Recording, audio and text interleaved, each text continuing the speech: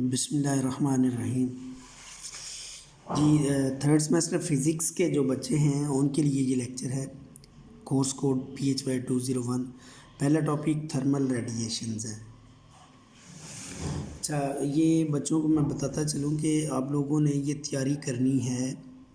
कलीम अख्तर की बुक शायद आपने पहले परचेज़ की होगी थर्ड सेमेस्टर में। आप पहले भी आप उसी की बुक से पढ़ते आए हैं, लेकिन ये जो बुक होगी कलीम अख्तर की, इसका नाम होगा modern physics. Modern physics by Kaleem Akhtar.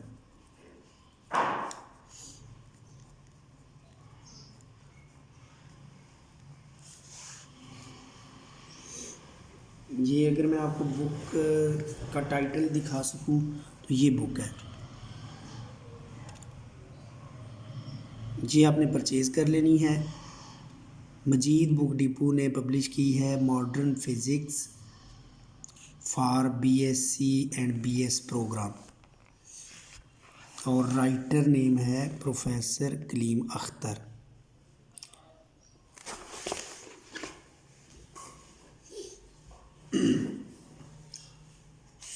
जी हम पहला टॉपिक स्टार्ट करते हैं।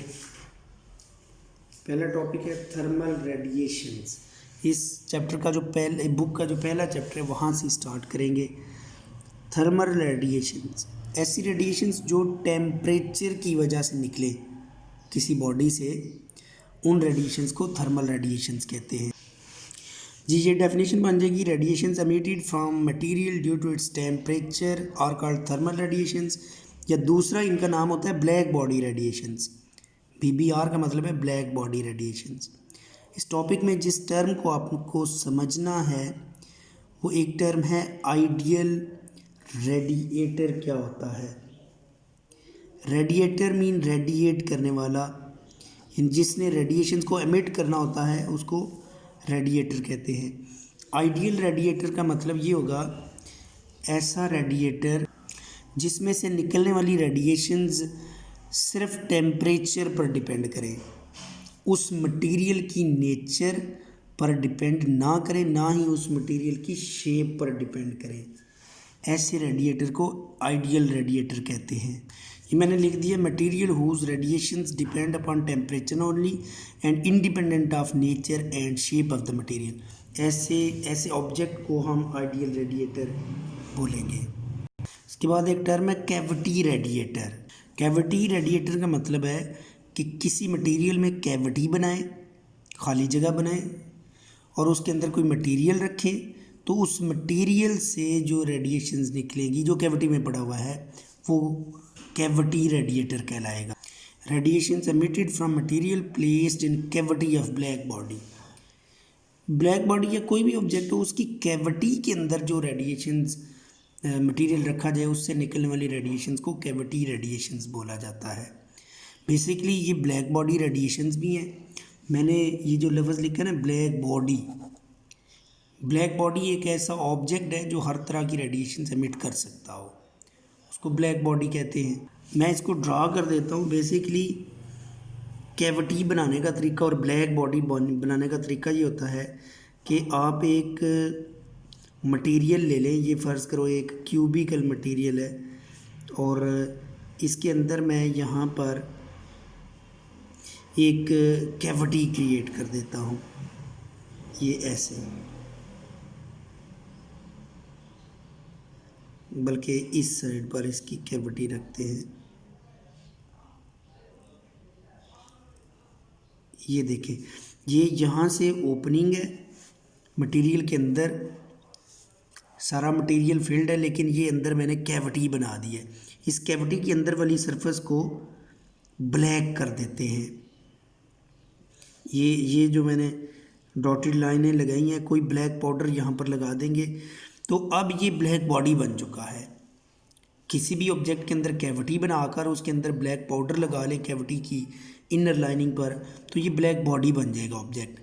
इसके अंदर कोई भी मटेरियल रखोगे वहाँ से जो रेडिएशंस निकलेंगी वो कैविटी रेडिएशंस भी कहलाएंगी, वो थर्मल रेडिएशंस भी कहलाएंगी, वो ब्लैक बॉडी रेडिएशंस भी कहलाएंगी। ये अगर हम स्पेक्ट्रम देखना चाहें ब्लैक बॉडी रेडिएशंस का स्पेक्ट्रम क्या है, तो इसकी नेचर होती है कंटीन्यूअस स्पेक्ट्रम। जो ब्लैक बॉडी रेडिएशंस का स्पेक्ट्रम है वो कंटीन्यूअस स्पेक्ट्रम होता है। कंटीन्यूअस स्पेक्ट्रम का मतलब है कि उसमें से जो रेडिएशंस निकल रही हैं ना, वो हर वेवलेंथ की रेडिएशंस मौजूद है। ये नहीं होगा कि 630 नैनोमीटर की एक वेवलेंथ है, आगे गैप है, फिर 700 नैनोमीटर की वेवलेंथ निकली, नहीं। 630 वाली भी है, 631 वाली भी है, 631.5 वाली भी है। एवरी वेवलेंथ जब निकले तो ऐसे स्पेक्ट्रम को बीच में गैप ना हो, वेवलेंथ का हर वेवलेंथ मौजूद हो, उसको कंटिन्यूस स्पेक्ट्रम कहते हैं। मसलन मैं यहाँ पर वो स्पेक्ट्रम अगर ड्रा करता हूँ, रेडिएशंस और वेवलेंथ के दरमियान ग्राफ ड्रा कर देता हूँ। फर्ज करो एक तरफ रेडिएशंस की अमाउंट और एक तरफ वेवलेंथ का ग्राफ ड्रा करता हूँ, तो ये ग्राफ इस तरह का बनता है। ये देखिए ना, यहाँ पर भी ये भी कोई ना कोई वेवलेंथ है, रेडिएशंस कंटिन्यूसली। ये नहीं है कि ये रेडिएशंस निकल रही हैं, आगे गैप आ गया, आगे फिर रेडिएशंस, नहीं, कंटिन्यूसली निकल रही हैं। ये जो रेडिएशंस ब्लैक बॉडी से निकली हैं, ये टेम्परेचर डिपेंडेंट भी होती हैं। अगर टेम्परेचर चेंज कर दिया जाए ब्लैक बॉडी का, तो जो निकलने वाली रेडिएशंस हैं उनकी अमाउंट और वेवलेंथ चेंज हो जाती है। इसलिए इसका ये टेम्परेचर शो किया जाएगा, ये 1650 केल्विन पर इस तरह की कर्व बनती है। अगर मैं एक और कर्व ड्रा करना चाहूँ,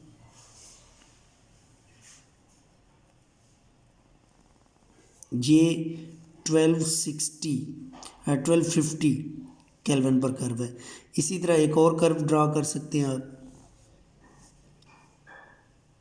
ये 1450 था, ये 1260 केल्विन पर है। और ये चौथी कर्व ड्रा कर रहा हूँ, ये 1000 केल्विन पर। ये मैंने 4 कर्व्स डिफरेंट टेम्परेचर पर ड्रा की हैं। ये प्रैक्टिकली ऑलरेडी मतलब ऑब्जर्व्ड कर्व्स हैं। इनके ड्रा करने का एक ही मेथड है, रट्टे से इनको ड्रा करें। यानी आपको ये प्रैक्टिकल करके पता चलेगा कि अगर रेडिएशंस और वेवलेंथ के दरमियान ग्राफ ड्रा किया जाए 1650 केल्विन पर, तो वो इस तरह का ग्राफ है, और इसी तरह 1450 पर, 1260 और 1000 पर। तो ये कंटिन्यूस कर्व्स हैं। जो ब्लैक बॉडी रेडिएशंस हैं या थर्मल रेडिएशंस, इनके करेक्टरिस्टिक्स को स्टडी करें तो 2 टाइप के करेक्टरिस्टिक हैं। टाइप नंबर 1 है टेम्परेचर डिपेंडेंट करेक्टरिस्टिक्स, और दूसरी टाइप है material dependent characteristics. Material dependent characteristics. Temperature dependent characteristic ये है कि amount of radiations directly proportional to temperature. Radiations की अमाउंट बढ़ जाएगी अगर टेम्परेचर बढ़ जाएगा। और दूसरा है वेवलेंथ और टेम्परेचर का रिलेशन, ये इन्वर्सली प्रोपोर्शनल है। Wavelength inversely proportional to temperature. अगर टेम्परेचर बढ़ जाए तो वेवलेंथ कम हो जाती है। तो ये 2 करेक्टरिस्टिक हैं जो temperature dependent characteristics. Material dependent characteristics ये होंगे कि अगर मटेरियल चेंज करने से रेडिएशंस की अमाउंट चेंज हो जाए। इसकी एक एग्जांपल है कि अगर मोलिब्डेनम और टंगस्टन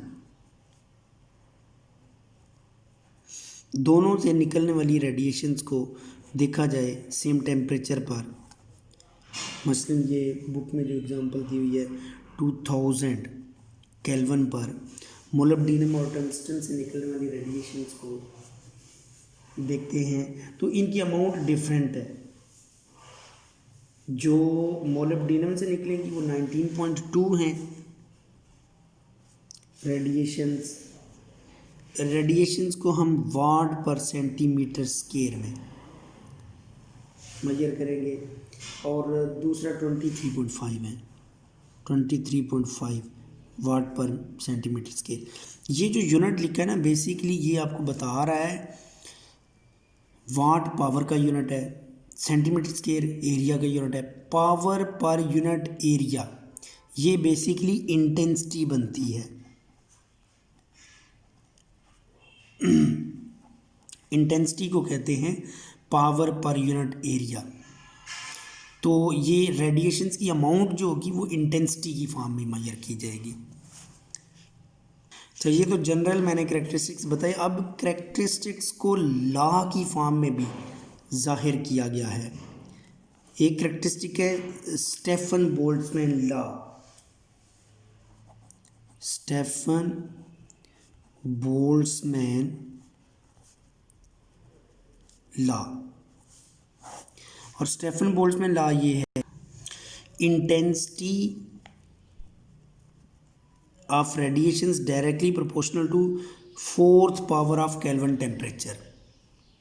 इंटेंसिटी मैंने बता दिया, इंटेंसिटी की डेफिनेशन होती है पावर पर यूनिट एरिया। ये इंटेंसिटी की डेफिनेशन है। Intensity directly proportional to 4th power of Kelvin temperature. इसमें से अगर प्रोपोर्शनैलिटी को ख़त्म करें तो एक कांस्टेंट लिखेंगे सिग्मा, तो ये मैथमेटिकल फॉर्म बन जाएगी स्टेफन बोल्ट्जमैन लॉ की, सिग्मा टी पावर 4। इसमें सिग्मा कांस्टेंट है, इसकी वैल्यू फिक्स है। ये वैल्यू 5.6 इंटू 10⁻⁸ 10⁻⁻8 वाट पर मीटर स्क्वायर पर केल्विन 4। ये इसकी वैल्यू है कांस्टेंट की, जिसको स्टेफन बोल्ट्जमैन कांस्टेंट बोलेंगे। जो आइडियल रेडिएटर होगा ना, उसके लिए ये फार्मूला है। अगर ऑब्जेक्ट कोई आइडियल रेडिएटर के अलावा है, यानी ब्लैक बॉडी के अलावा कोई ऑब्जेक्ट है, ऑब्जेक्ट अदर देन आइडियल, तो उसके लिए ये फार्मूला बन जाएगा intensity is equal to sigma epsilon T power 4 epsilon R. इसको एप्सिलॉन आर भी कह सकते हैं, सिर्फ एप्सिलॉन भी। ये रिलेटिव परमिटिविटी है। ये जाहिर है आइडियल ऑब्जेक्ट होगा तो इसको आप एमिसिविटी कह सकते हैं।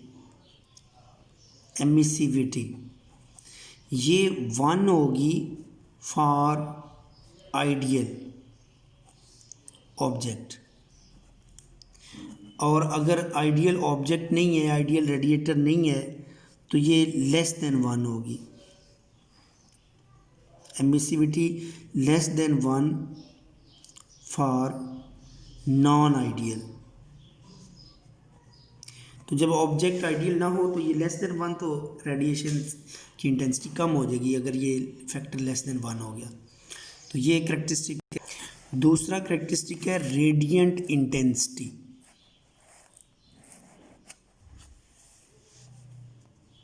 नेक्स्ट है 4th नंबर, रेडिएंट इंटेंसिटी।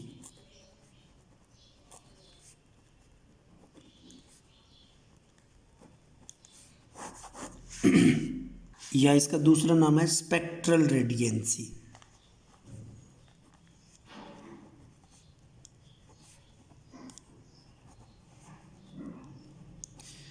अच्छा, रेडिएंट इंटेंसिटी वही है जो अभी हमने पढ़ी, पावर पर unit area is called radiant intensity या स्पेक्ट्रल रेडियंसी। और इसका ग्राफ भी अभी मैंने बनाया था, किसी एक पर्टिकुलर टेम्परेचर पर ग्राफ बनाते हैं रेडिएंट इंटेंसिटी का। तो इस तरह ये वाई एक्सिस पर रेडिएंट इंटेंसिटी है, एक्स एक्सिस पर वेवलेंथ। वो जो अमाउंट ऑफ रेडिएशंस होती हैं वो रेडिएंट इंटेंसिटी की फॉर्म में मेजर की जाती है। तो ये देखा कि जैसे जैसे वेवलेंथ बढ़ती है रेडिएंट इंटेंसिटी भी बढ़ती है।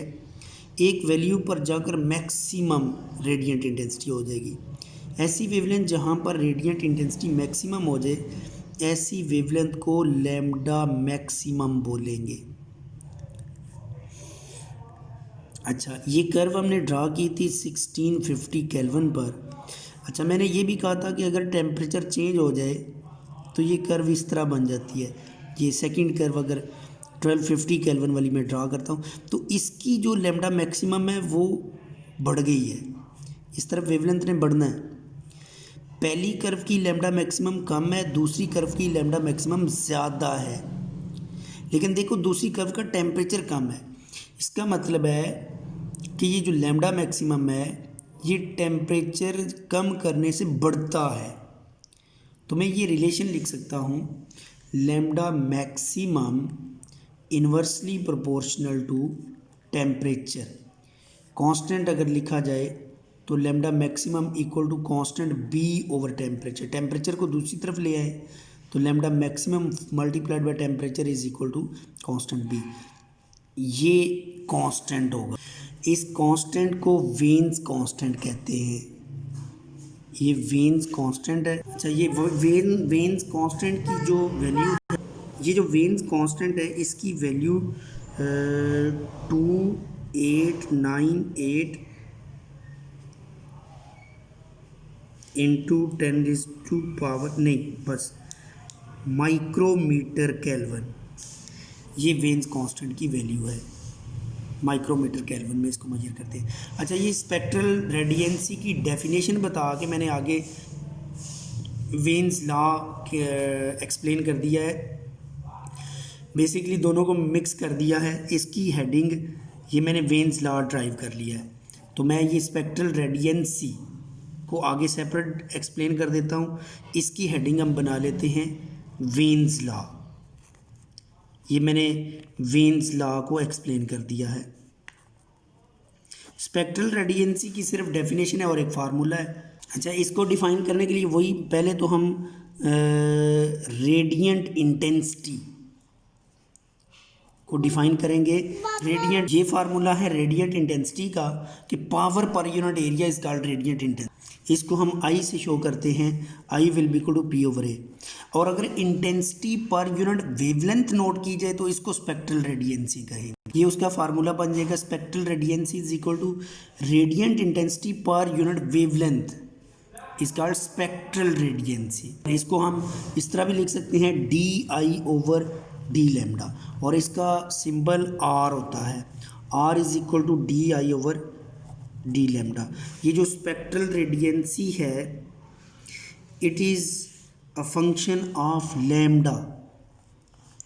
स्पेक्ट्रल रेडियंसी लैम्डा का फंक्शन है, because lambda per unit lambda हमने कहा कितनी इंटेंसिटी होगी, दैट इज स्पेक्ट्रल रेडियंसी। यहाँ से हम इंटेंसिटी को फाइंड कर सकते हैं, D I is equal to spectral radiancy in terms of lambda multiplied by D lambda. दोनों तरफ इंटीग्रेट कर दे तो ये इंटेंसिटी का आंसर आ जाएगा। और इंटीग्रेट आपने करना है 0 से इन्फिनिटी तक। वेवलेंथ की वैल्यू 0 से लेकर वेवलेंथ की वैल्यू इन्फिनिटी तक लिमिट अप्लाई करेंगे तो ये टोटल इंटेंसिटी का आंसर आ जाएगा, जो कि radiant intensity spectral radiancy D lambda. हाँ, ये 0 से इन्फिनिटी तक लैम्डा की लिमिट, ये जी फाइनल फार्मूला है। बहरहाल 0 से इन्फिनिटी तक वेवलेंथ की लिमिट है और इंटेंसिटी हम यहाँ से कैलकुलेट कर सकते हैं। यहाँ तक जी आपने माइंड में रखना है, फिर नेक्स्ट पढ़ेंगे। ओके, अल्लाह हाफिज़।